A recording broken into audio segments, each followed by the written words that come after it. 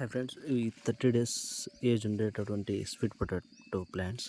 So వీటిని నాటుకోవాలి అనుకున్నప్పుడు వచ్చేసి ఈ విధంగా అనేది ఉన్నప్పుడు నాటుకోవాలి.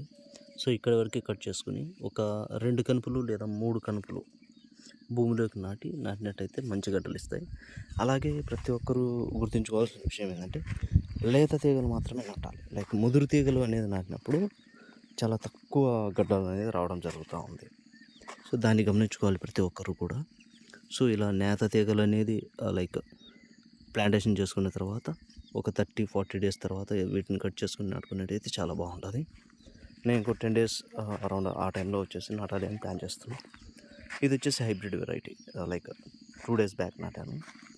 సో ఈ విధంగా ఉంటాయి హైబ్రిడ్ అనేవి. నాకు వేరే చోట తీసుకురావడం జరిగింది.